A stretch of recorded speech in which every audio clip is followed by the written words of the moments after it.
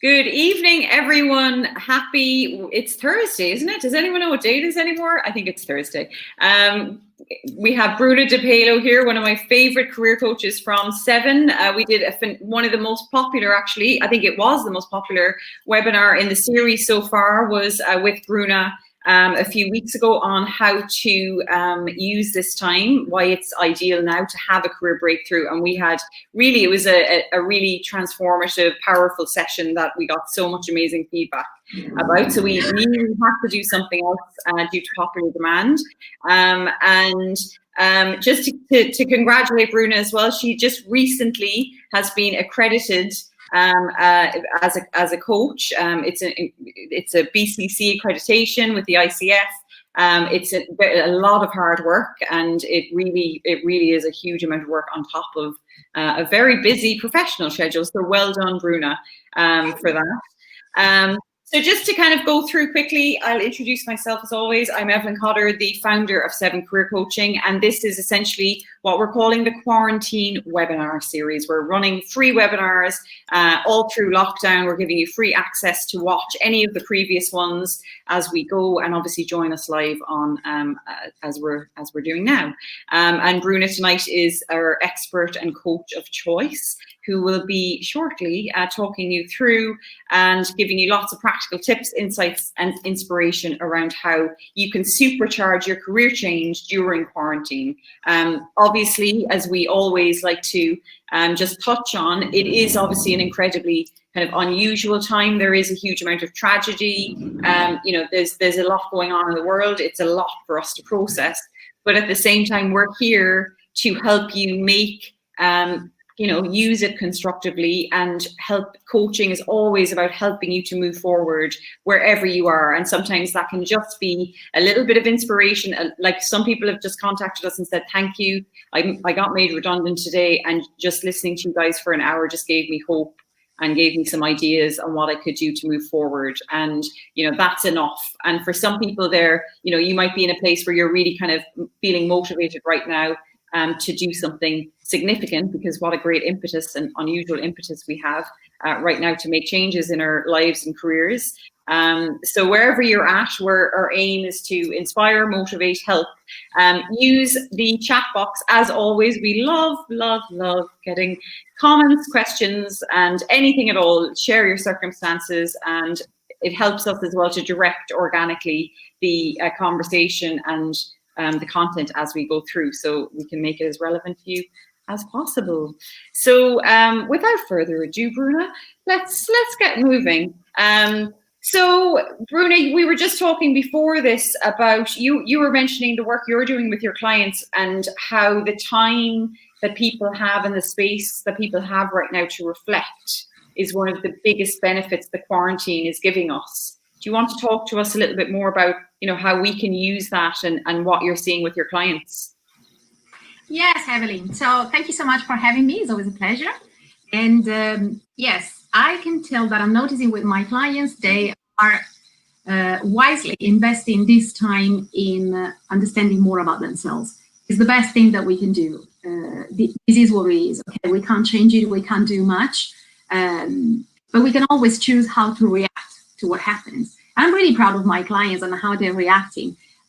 They're doing what I call it to be like turning poison into medicine, which means taking something that is potentially terrible, but making it something good with it. In any case, this is what it is, okay? So the fact that they're using this to self-reflect and go deeper inside themselves, because that's what a career change actually really requires to ensure you find something that is truly fulfilling. When they do this, they're making the best use of this time, and somehow is a way to honor those who didn't have this possibility, those who are working so hard and putting their lives at risk. They have no choice. We have a choice. We are in a better position. Let's choose to do something great with this, not just for ourselves. You may think, well, but this is a little bit selfish. It's not. And one of the things that I help my clients with is, for example, understanding this concept of selfishness, what is really selfish and what is not. In my work, I help them get the most of this life and have the courage and be bold to dream big, and to take all the steps that they need to achieve what they want. This concept of wanting something big, especially if you're coming from a family that perhaps hasn't nurtured your desire, your ambition much, sometimes is perceived as selfish. But I'd like to clarify here that selfish is when you've been given something and you don't make the best use of it, or you don't give it back to the society. Now, if you've been given help, the time and possibility to think and to go deeper inside yourself, and perhaps some gifts that make you unique that you could give to others, and if you don't use all these, then that's being selfish, more than making choices that make you fulfilled and happy. Because after all, if you're fulfilled and happy, you're a much better use in this world rather than grumpy as it used to be when I was stuck in the wrong career. So I'm really proud of how they are embracing this concept of not being selfish if they take care of themselves, because by taking care of themselves, they can do much better in the world. So I believe the power of this time is having the space, mental space, top of the physical space, to really just be and honor their being instead of just honoring their doing. I think if you do this, you're turning this time into medicine, because what will be next will be much more resonant and will allow you to produce much more positive energy in the world.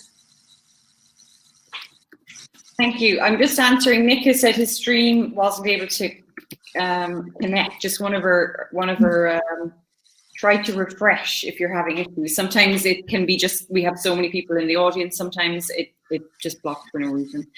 So Bruna, I love that. So for you and the themes that you're seeing with your clients, and I'm sure people, sorry Nick, I don't, apart from refreshing, log out and log in, I don't see any other issues here. So yeah, it's always frustrating if you're trying to, you want to be part of this and then it's just not working for some reason. But hopefully Nick will figure it out. But Bruna, so for you, it's really about taking this time and space physically, but also mentally, to be and really sort of kind of get in touch, I guess, with what you really want. I mean, one of the things as you were speaking there, and I'd love to hear, hi Vladimir, thank you for being here. And I think we had a few more comments actually. Carolina, I hope you made it back, and Darren, nice to see you all. And everyone else watching. We have a few regulars now, Bruna, since we started. So you have fans, and rightly so. It's like cheers. Amel, Sophie, hello, and Carolina's there. Great, that's good to see you. So we were just speaking, and Bruna was just kind of introducing this idea of space and reflection, and also the kind of positive way that you can be selfish, which is about honoring yourself and actually the positive impact that can have on others. But that brought to mind, Bruna, and I'd love to hear your thoughts on this. One of the things that, SEV in career coaching, we specialize and have done since 2009 in helping people make successful career changes. Why? Because when I started coaching, the biggest pain point that I was recognizing in my clients was when they were unhappy in their careers, because it takes so much of our energy, of our time, of our physical life. And when you're not happy in that one area, it's just huge. It really sort of puts a sort of gray filter over the rest of your life, unfortunately. But the one of the biggest reasons that people get stuck in careers they don't like is, and you've probably heard this a million times and I have, is oftentimes people are worried about what other people will think or the impact making a change will have on others. So maybe it will make them feel, there's an idea that maybe my partner might think I'm ungrateful for his support, or my parents might think I'm ungrateful for their support putting me through university, or, I have a great job on the outside, why am I not happy? And kind of just staying still because they're kind of worried about what other people think, and sort of thinking that's actually better. And it would be selfish, the negative side of selfish is it would be selfish to really articulate and speak the change that I would like because I'm nervous of maybe unsettling or upsetting those around me. Is that something that you've heard and seen? I'm sure it is. Exactly, because actually, let's start from the principle. A successful career change is the one that allows the person to find a path that is truly fulfilling, that makes them feel alive. So when we talk about this, basically we're talking about energy. So a career that, if it is fulfilling, if it resonates with your true nature, of course, it makes you produce positive energy, which of course has a positive impact in the rest of the world. But the most common issue I find with clients, which is the same that I had in my own career change, is what happens here. This doesn't very much resonate with this. So sometimes we may feel this fire that we are here to do more, to give more, to get more. But then this comes in the way with thoughts that if you pay particular attention to this, you will notice that those thoughts are not yours. In fact, Evelyn, you mentioned, for example, a partner that may feel that you're grateful, because you're counting on them too much, or maybe your parents invested so much on a university path. And yes, but these are not your thoughts. These are thoughts that are somehow injected by the society.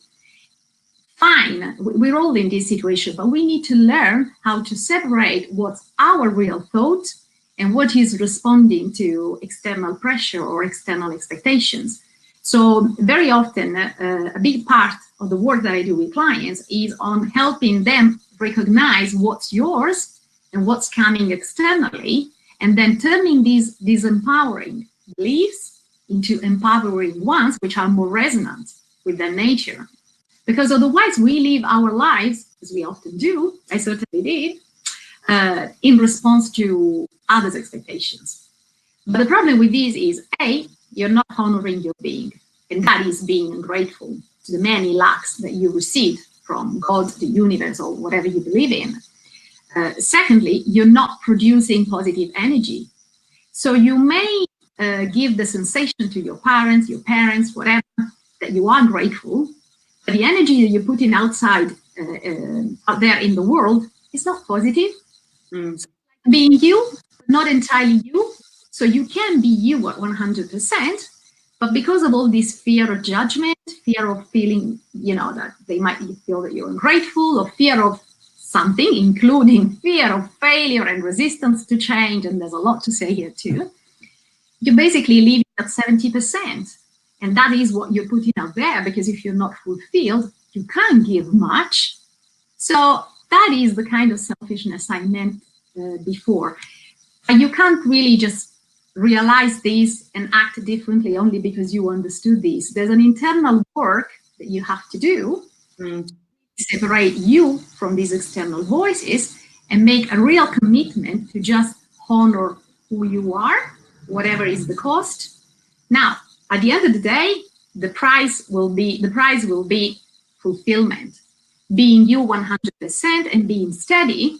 If it's not even true that it will happen, but if someone will attack you or accuse you that you've been ungrateful or whatever, because you will have such a great energy, you will prove that it wasn't about being ungrateful. It was about fully honoring yourself, and that when you do so, you do so much more in the world, way more than if you met those expectations. So first commitment is with yourself, really. And that's, I think that's a really important piece to this. And I often find, well, I wonder if anyone watching this, or I have seen it in clients, when you're looking at a career change, if you've been, especially people who've been very unhappy, I often hear maybe that people are surprised that there is really the external result that you're looking for, that outcome, that really isn't about tactics and strategy. That's a part of it. Of course, it always is. The action always is important. But the real work that we do with our clients, and Bruna, you're a great example of that as a coach, is it's really about helping you to, first of all, as you said, it's about checking in with yourself and starting to develop more awareness. So you start to listen to yourself. You can't honor that unless you hear, you have to start listening to yourself before you can even honor who you are, or even understand what you truly want. So that's probably the biggest kind of surprise, I think, to a lot of clients. Not every client, but a lot of clients we find are, oh, hang on a second, I have to do internal kind of work. I need to look at myself. I need to check in with myself. I need to listen to myself and learn how to really develop a new relationship with yourself. And that, the difference between people that we work with who will achieve like amazing, phenomenal results, or do things, have just the most amazing career change and success quickly, easily, or you're just kind of looking at the transformation going, wow. The difference is really in how much people are willing to look, go inward, and really sort of the transformation starts with them. But one of the points actually that I was thinking as you were speaking was, and I think it would be lovely to hear more from your perspective on how you work with clients around this, a lot of career change is actually about when we realize that our definition for success is nothing to do with us. It's what we learned from mom, dad, society, school, university, friends, TV, culture around us, whatever it may be. And, one of the trends in probably the last, I'd say 3 years, but definitely the last 18 months, almost every person that contacts us to explore working with one of our coaches talks about the same thing: meaning, purpose. I've been in, management consultancy, law, financial services, banking. I've been doing this for, 8, 10, 15, 20 years. And now our oil and gas, it's like constantly these same kind of industries. And people are turning around and sort of realizing, hang on a second, I have the salary, I have the car, I have the house, I have the lifestyle. I feel more and more empty as the years go on. What's going on here? And they call us and they're essentially saying, I need something more. I need personal fulfillment.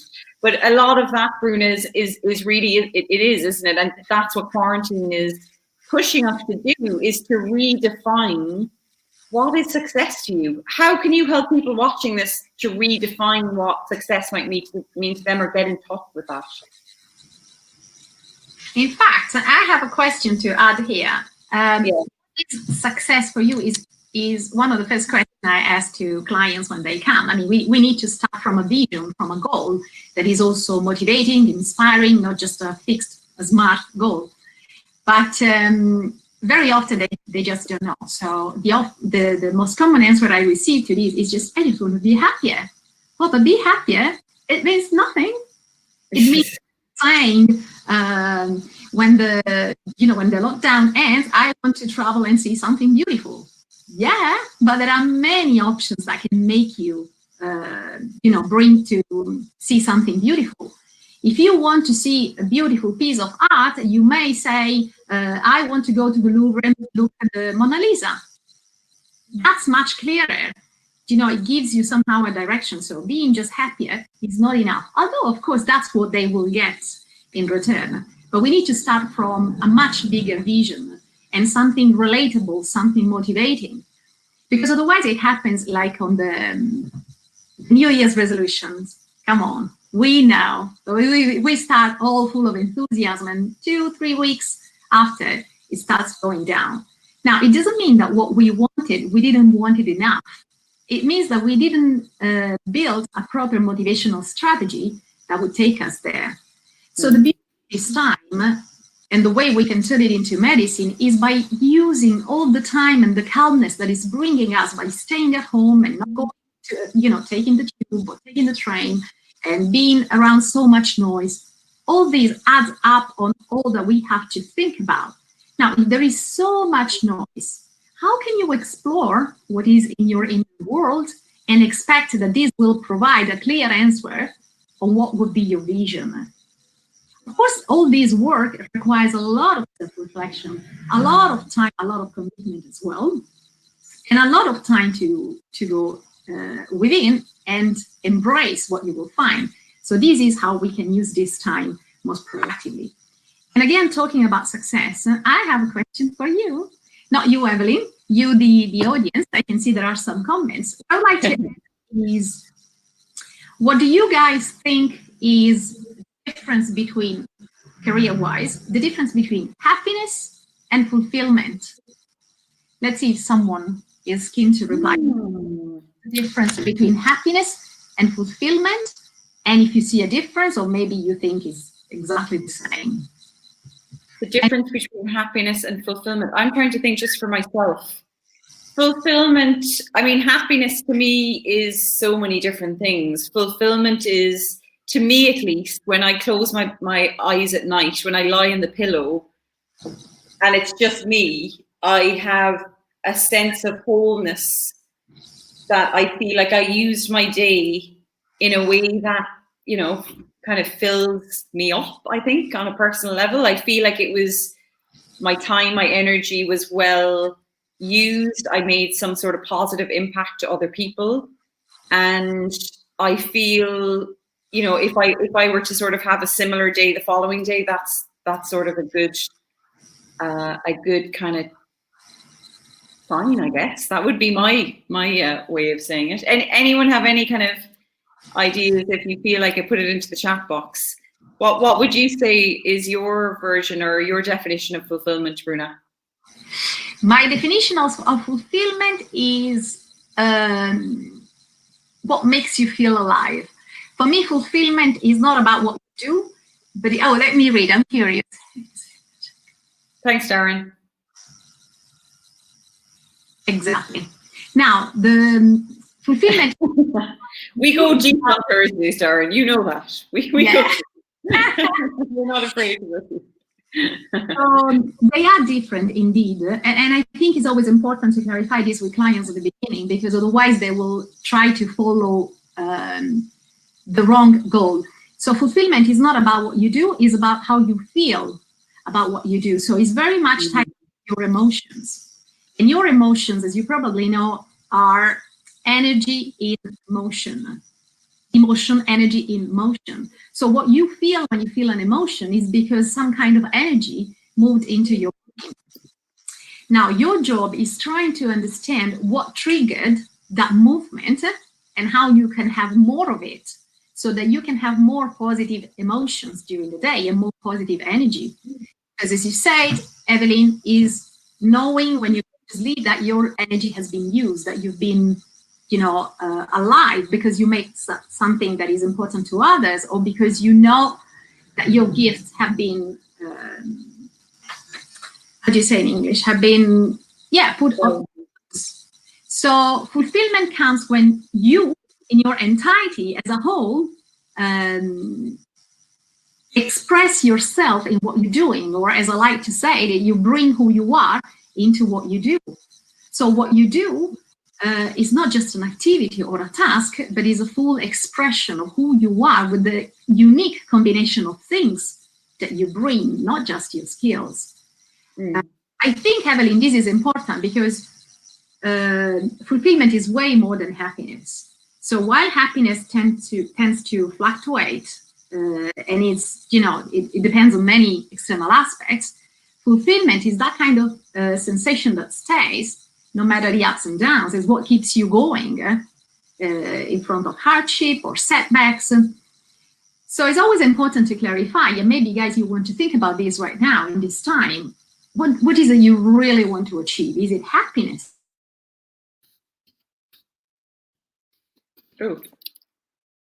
Be a change of environment. You can just look for another job in a company, you just might be happier. But if what is making you feel, there's something wrong, is way deeper, and what you want is a sense of aliveness is big, then what you need to look for is fulfillment, which is a completely different journey. And as we say, it goes, starts from within. And what a better time to do all this when you are allowed, somehow legitimated, to focus on yourself.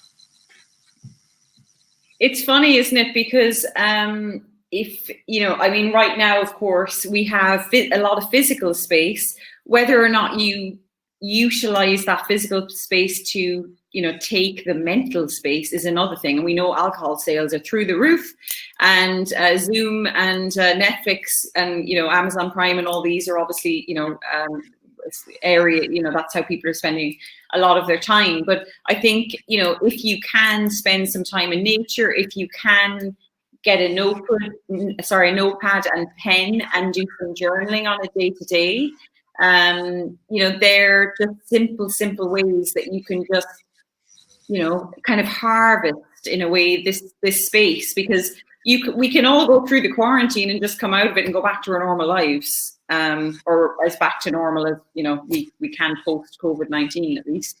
But it's kind of, how do you want to use this, and do you want to use this to expand?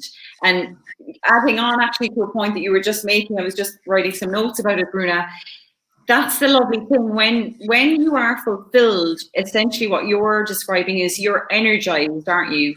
And when you see people creating extraordinary results, when you see people having extraordinary success, really what that is about is it's alignment. They have really sort of aligned with who they are as a person, and allowed themselves to really do what they, gives them most or brings them most alive. And that's when extraordinary things can happen.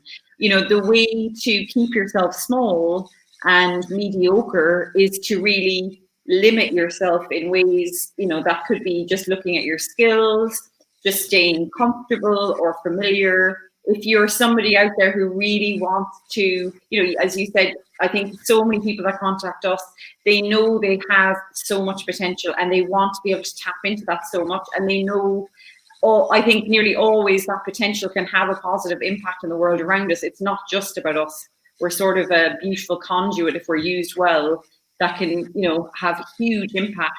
And I suppose the how far you can take that is really down to how well aligned you are with what energizes you. And if that was your life's work, I think there's probably no better way to use your time and energy, to explore and discover what that is for you as an individual. Exactly. So I think if we want to be concrete and help people here because you may say, yeah, okay, we need to do this inner journey. We understood that, but how can we do it? Where do we start? And do we really need a coach to do it? Well, a coach definitely helps in facilitating a different thinking process, but it's not fundamental. I mean, the answer is already within yourself. So you may want to use this time and start thinking at least what is that you need to discover. So when we talk about this inner world, what do we mean? What is this inner world? I have some clients who find very, very difficult to do this inner exploration because they don't even know what they need to look for. So one way that you guys could start thinking differently about your career change and exploring your inner world is thinking, for example, about your gifts. What do we mean with gifts? So many people think that gifts are talents, which is correct. There are some natural talents that you've been given. Somehow you're expected to give back. But it's way more than this. Gifts are also things that you've learned through your own experience. Something that is unique to you because perhaps through a certain experience you develop a certain perspective that no one else has. So for example, just to share my experience, you probably know because I've shared this last time in the other webinar that I've been stuck in the wrong career for so long, I cannot even think about this. And at that time, I was really disappointed with myself about this because I couldn't find any way out. I was in Italy, no coach. That certainly wasn't a gift at that time. But nowadays, I can see how that experience has turned into a gift because I developed the ability to see it as a gift. Again, it's turning poison into medicine. And now it's my best asset in helping clients because I understand them. So based on this, the question you could start asking yourself is, what other gifts do I have? On top of the talents that I know I possess, what else I've been given that I can turn into a gift that will make me unique for that reason in a certain kind of job? There's definitely something more. Your personal experience means a lot. Some people, for example, went through bullyism or experiences like these, and thanks to that terrible experience, they managed to build charities or become inspiring speakers and help others. In that way, they managed to turn it into a gift that is useful for others. And we all have them, plenty. I can promise you, because that's part of the work that I do with clients. I help them see them as gifts. Not easy, but then they arrive at that point, and then they're like, wow, I didn't know. I never thought about this in this way. But the answer was already there. So something that you can start to think of in this quarantine is, what gifts do I have, I've been given, and what else have I developed in my life that can help me, and that could be perhaps the best asset in my future career. Because another important point, Evelyn, that I would like to point out is that we have to move out from the idea that in order to change our career, we need to focus on our skills and transferable skills. It's way more than this. Yeah. You need to discover these to understand what else you bring on the table. So starting from your gifts is the best way to start that inner journey and discover things that you've taken for granted. But then when you see them from another perspective, you say like, wow. And your self-esteem, of course, increase. You start believing in yourself, you start seeing and owning and embracing your power. And then you can sell it to others. Otherwise, you can only sell your skills. And that is going always in the same route. Maybe yours is in a completely different direction. Hope I made it clear. So Bruno, just to be clear, because I'd love to just kind of articulate this perfectly, just to make sure everyone gets the value. So what you're saying is gifts, essentially it can be experiences or circumstances that you found yourself in and worked through to sort of turn it into a gift, and so you can actually use it to your advantage. And often, you know, one of the trends obviously in the last few years in social media is vulnerability. You know, it's showing my scar, showing my freckles, showing my, you know, it's now gone completely too far. You know, it's kind of contrived now, and people are, you know, it's gone the other way, right? But when it was authentic, you know, and when people are authentic, you know, we really sort of, we can empathize with them. It's very attractive. It can be, you know, I think authenticity is kind of magnetic. So what you're saying is really sort of looking at your gifts. And I guess it's kind of doing an inventory, isn't it? I mean, one of the things I know a lot of people that we work with find difficult is being objective. And that's, as you were speaking, I was thinking one of the simplest exercises we've given people for years is asking their close friends, colleagues, people they trust, even doing a little Google form with a few, you know, drop-down options or, you know, paragraphs, whatever, just asking, you know, what do you think I'm best at, or where do you think I add most value, or where do you think I can have the biggest impact, and maybe giving some suggestions just to make it easier if it's certainly in a professional scenario. But do you specifically mean gifts? What you're talking about is kind of experiences that you had that sort of made you. Can you see me? Because I've lost you. Yeah, I can see you. Yeah. Sorry, I missed the last part. There was an interruption on the connection. I was just saying sort of experiences that you've had that sort of make you you. It's for people at home to sort of really get in touch with. I mean, I'll give you an example. For me, I started working at 14. I wanted to, you know, work as soon as I could. I think legally I was only allowed to work a few hours in a supermarket. I mean, it was, you know, to me it was the most exciting thing ever because I just couldn't wait to be working. But the point is when before I became a coach, by the time I became a coach, I was 28, going on 29. And I had honestly, and if I did a list of jobs that I've done, I can honestly say I've probably done every sort of, like I worked, I did some carpentry. Wow. Worked in a kitchen. So many different. Bartending, data entry, editing, journalist, marketing. Wow. I mean, I had a radio show. I literally could I didn't know these, all the behind the scenes. I didn't know. But the point about it is, if you had met me when I was 20, 28, 27, 28, I felt like a total failure. Like, I thought, I'm a mess. I don't know what's going on. I hadn't yet discovered that actually I'm an entrepreneur. My personality type is the classic entrepreneur. I'm creative. I like doing lots of different things. I'm a magpie, and focus was something I had to sort of mature into. But the point, what I'm trying to help people at home to do is sort of think, you know, the frame that I had at one point was I was embarrassed by how many jobs I had. I felt kind of worthless because of it, because I didn't have that linear path. And we see that a lot, don't we? Whereas obviously, as soon as I started coaching people, I was like, hang on a second.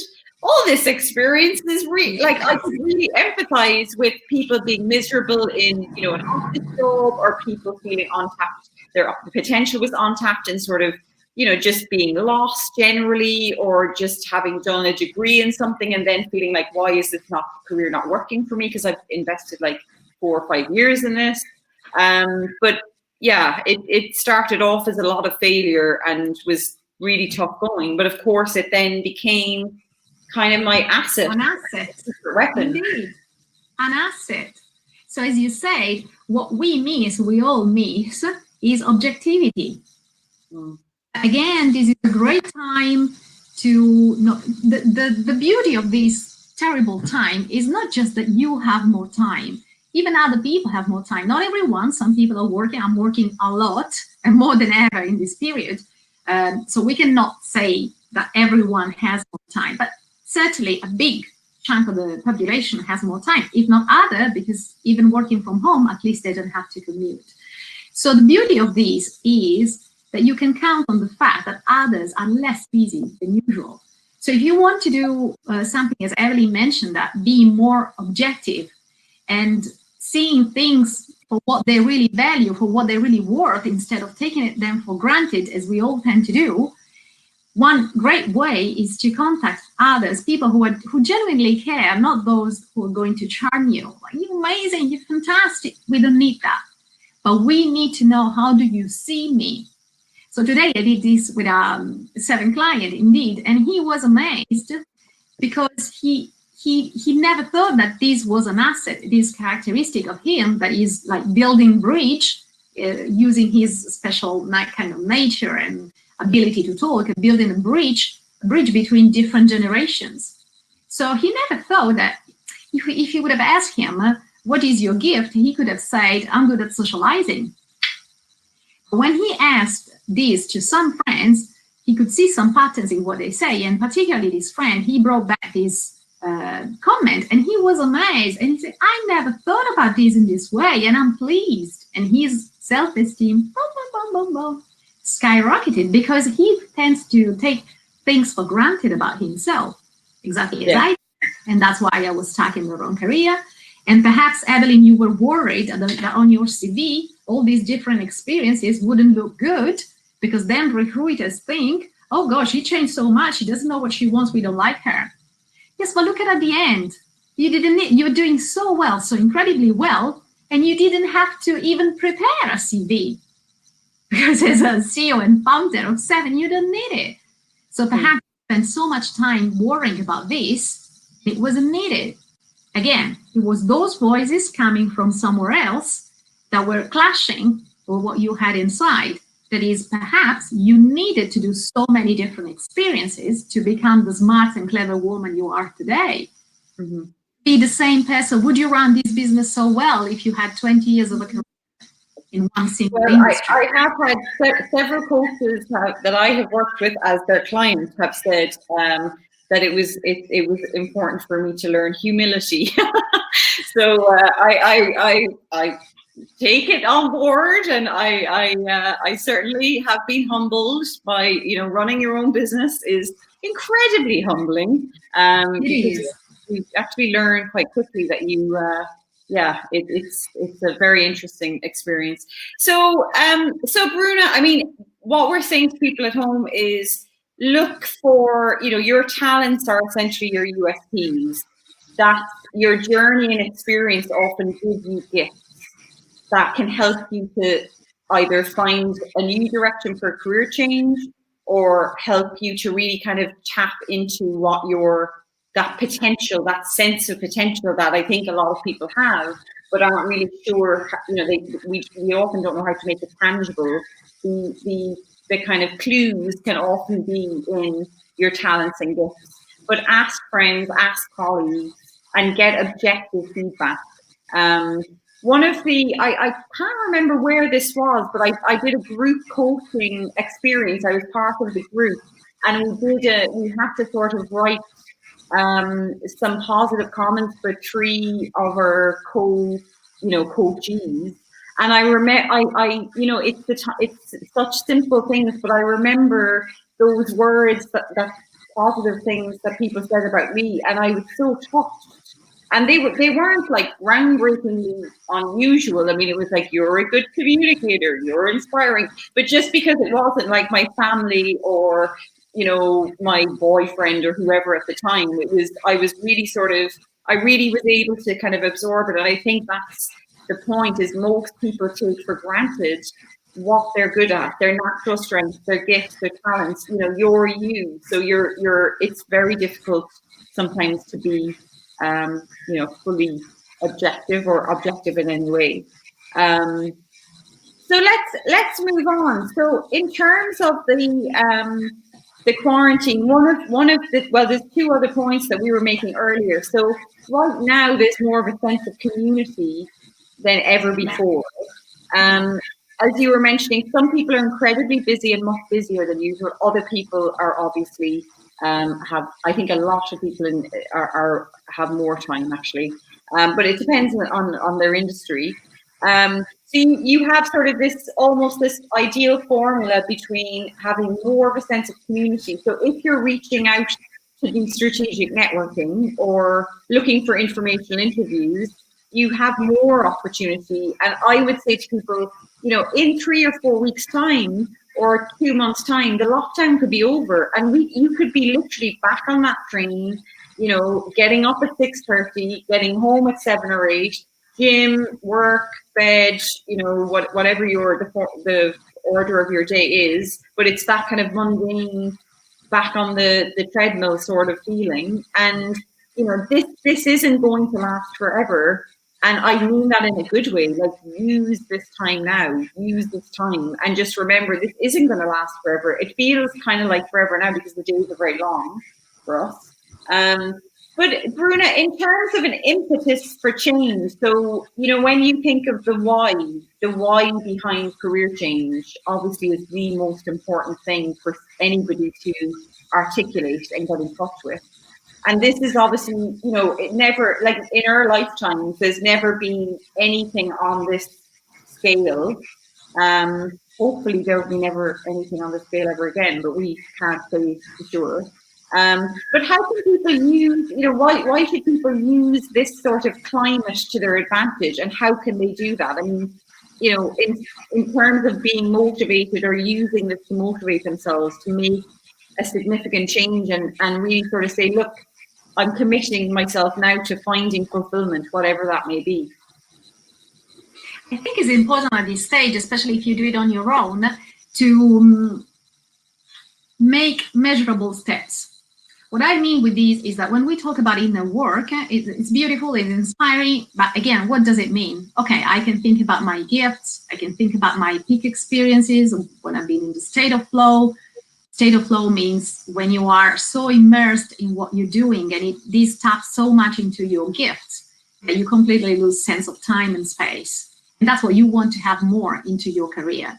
I'm just specifying because I think it's important to understand that that's what you're looking for. So thinking about those moments when you've been in the state of flow will definitely help. Now, if you put all of this together, how is this helping you to change your career? Well, it's not that easy because, of course, we have a specific framework at 7 that helps you through different steps. What I mean is, it's not just doing this, it's about making steps and see that you're moving on, not just because you're doing this work, but because you see some measurable results. In coaching, what really works, but in any case in personal development, is staying motivated along the way by seeing the results and taking note of it, like you want to touch them.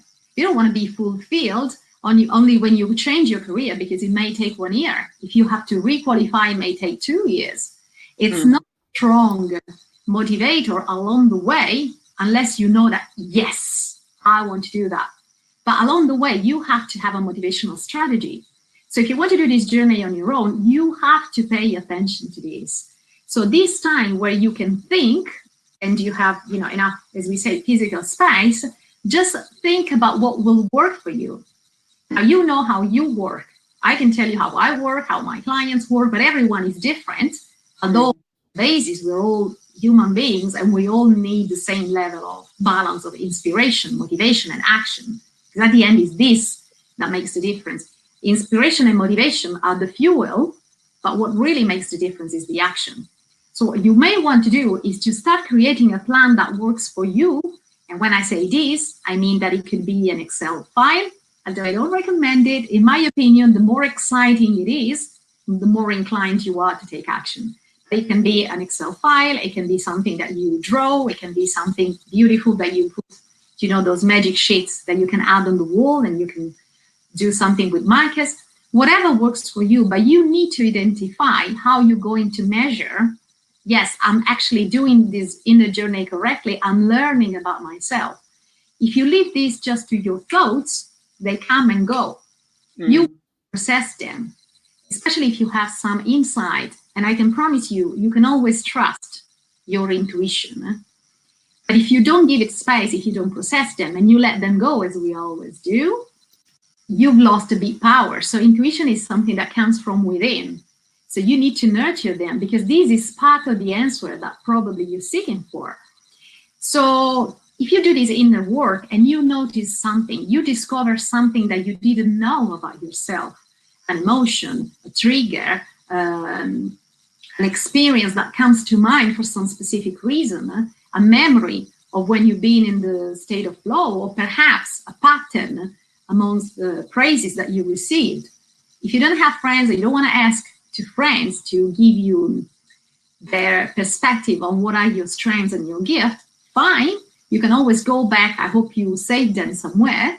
If not, I highly recommend you to do it, to save in a folder all the testimonials, reviews, praises, and compliments that somehow you received. You may want to go back there and see what are the patterns. And if you discover new things, you want to add it to your Excel file, magic sheet, or whatever you're doing. So you need to somehow clarify what you're seeking for. And when you find it, you have to be very clear that you found it, and you have to put it somewhere so that you can build a map of how you function, what is important to you, and then use this map in the outside world, in the job market, to see where could be the right match. But if it is not measurable and it's just left to self-perception, it can easily go, especially when we go back to, I don't know if you call it normal life. I don't know, to me, this sounds more normal, this quietness, this silence, but it's very relative. And also, Evelyn, I would like to add something else briefly. I know one of the biggest concerns now is about losing jobs. Okay, there is a high risk that some people are going to lose their job. But again, learn to see the medicine in the poison. Some jobs are going to be gone, but some jobs are going to be new, are going to be created. The fact that we are facing a new society, it means that somehow there are opportunities. If you're smart enough, you will try to find the right match between who you are, your gifts, your talents, and everything that makes you you, with what will be the new needs. Okay, we don't know what they will be, but we're smart enough to have an idea. So we know, for example, that people like coach, psychologist, personal trainer, after all this eating, perhaps solicitors for divorces, all these kind of jobs are going to be probably saved because there will be need of this kind of support. This is what we can safely say. What else is an unspoken need that people will have soon that we can foresee, and in what way your talents, your gifts can match that future needs. I think another way to maximize this time that we're spending at home is thinking in this way. Try to draw a picture of what will be needed. We know, for example, for sure that as soon as this will stop, the lockdown will finish, people will crave connection so much. So probably they will be out more than they used to because they felt such a need. So in what way this could be turned into a need in the market, and then in what way your gifts can help with this? What could you do? This is the time where you can be creative. This is the time where any intuition has to be nurtured because it might contain very precious information. So it is true, a lot of jobs will be gone, other jobs will be created, and perhaps there's more space than it used to be to bring who you are into what you do, to use your gifts. You may say, well, I have gifts and I don't know how these could be used in the job market. Well, rest assured that we're going to face a new market. So there will be new opportunities. There's more space for original ideas. Please use this time to be creative and to really believe that what you have has been given to you for a reason, and it's perhaps time to turn that reason into a career. I think one of the points I just wanted to add, and I think that's brilliant, Bruna. I hope people are getting value from this and certainly feeling inspired. But something I did with my clients for years and years and years, and I did it myself, was I always kind of recommended to make things measurable and to reward. I think is so important. And you can have an amazing vision. You can really believe in yourself. You can have the passion, you can have the talent. But at the end of the day, if you don't have a day-by-day strategy and reward or motivational strategy, as Bruna was saying, a system essentially that is going to support you, because one of the really simple graphics I often use with my clients when I start the coaching first was I would draw them to the way that we learn. And the way that we learn is kind of all over the place, but it's kind of you start here and then you kind of go off because you're feeling excited. Oh, I just started coaching, or I just started a new system, or I'm definitely committed. And then we have a little knock, something happens, and we go back down, and then we something else, we decide, oh no, I'm going to get back on it, and we go off, and there's this kind of zigzag, that's learning. It's ups, it's downs, it's recommitting, reassessing, redefining.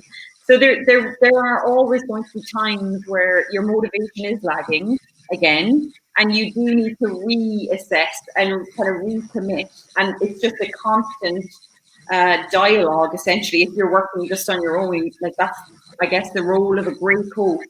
And the way that we work with our clients is that you have somebody holding you accountable. But if you're not working with a coach, you need to be your own coach. And the number one thing, it's so simple, that I use with myself, and it helped me to achieve some amazing things, and my clients, was getting a physical paper calendar.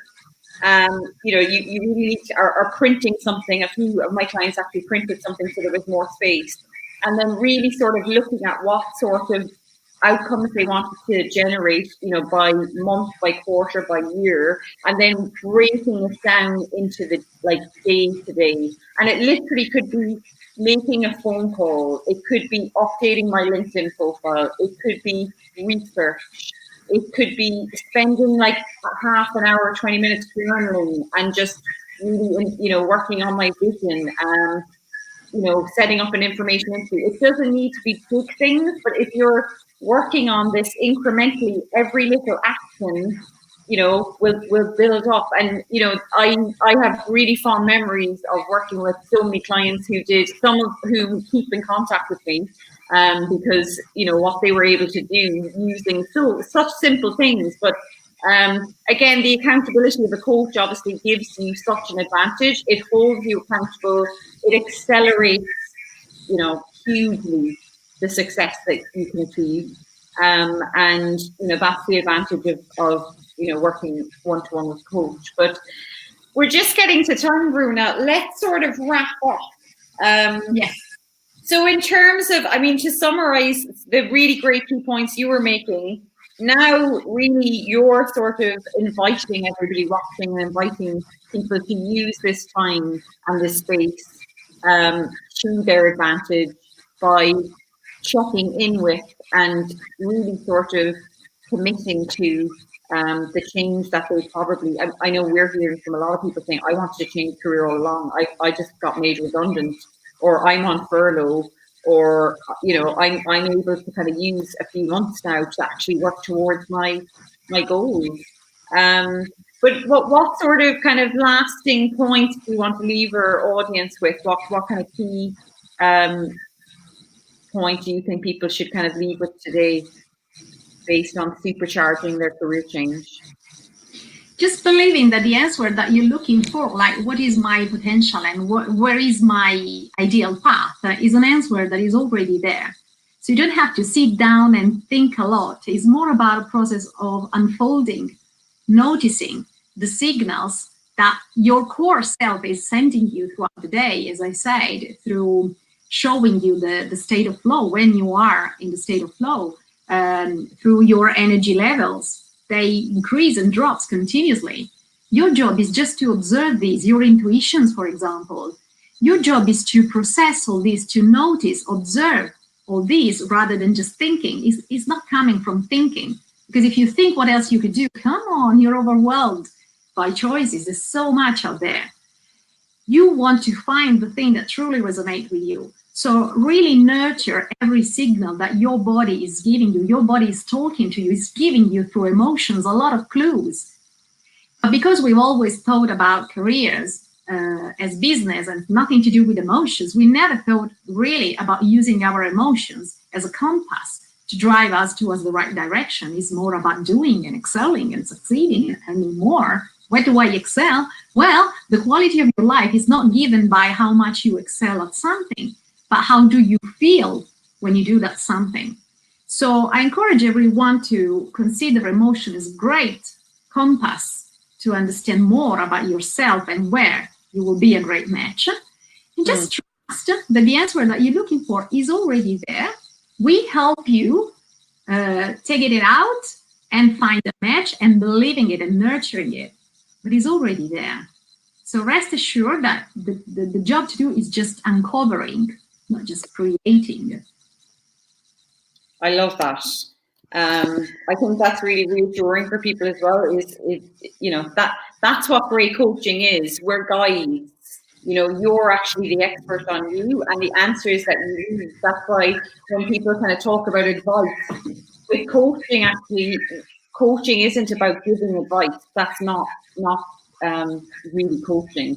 Coaching is for us to sort of help you navigate yourself and for you to sort of develop your self-awareness so that you can start, as Bruna's been speaking about all along, start to really hear and listen to you and develop that kind of stronger communication with yourself so that you can start, you know, taking actions that are authentic to you. And that's what success, happiness, fulfillment, how that comes. The more aligned we are with who we really are, the happier and more fulfilled and more successful we become. You know, it just is. But I just wanted to round things up because I know we're getting to time. Thank you so much, Bruna. As always, I always find you so inspiring and beautiful to listen to. And I hope everyone. My pleasure. It's been a pleasure, Evelyn. Thank you so much.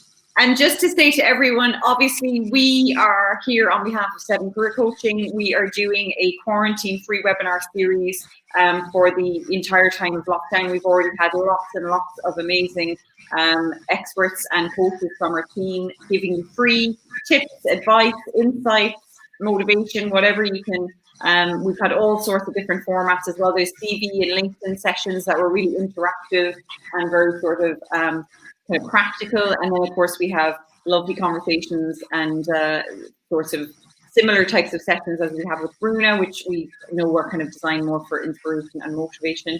But all of this is to give you a taster as well of what it is like to work with one of our coaches. If you happen to be interested in working with Bruna or any one of the team, there's a call to action down here. You can book a discovery call with one of our team. We have Timmy and Lena and Kate sometimes who man the phone lines and can give you a lovely introduction to what we do, how we tailor our programs to fit you, and also how we match our coaches, because each individual we work with in a very tailored way, and we match you too. So you, for instance, may come through and say, oh, I want to work with Bruna, which would be great, but we'll always sort of look at you and recommend who from the team would work for you best as an individual. That's how coaching works best.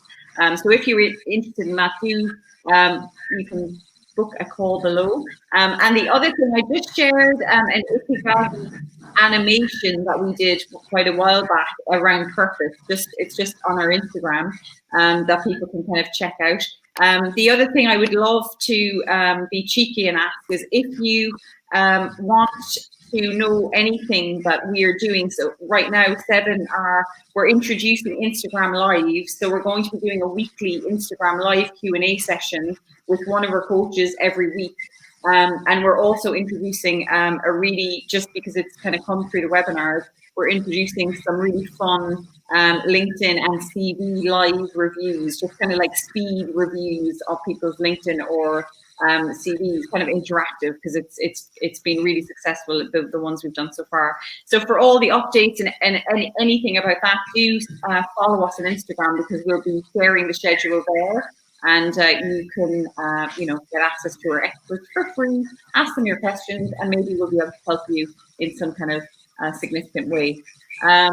So without further ado, I think we're going to wrap up. Thank you so much, Bruna. It's been a pleasure, Evelyn. Always a pleasure. Oh, lovely. Thank you, Rose. Rose said some really relevant points to think about for career change. Thank you, Rose. Lovely to hear from you. And thank you, Anna. Wishing you, everyone watching, a lovely evening and a nice quarantine weekend. Another one. Hey. And great self-reflection. Yeah. Everyone. Exactly. We hope you're all going to be sitting in your gardens or your sofas with a journal reflecting. Thank you, Darren. Nice that you made it. Take care, Bruna. Thank you so much. Thank you, guys. It's been a pleasure. Bye-bye. See you soon. Bye-bye.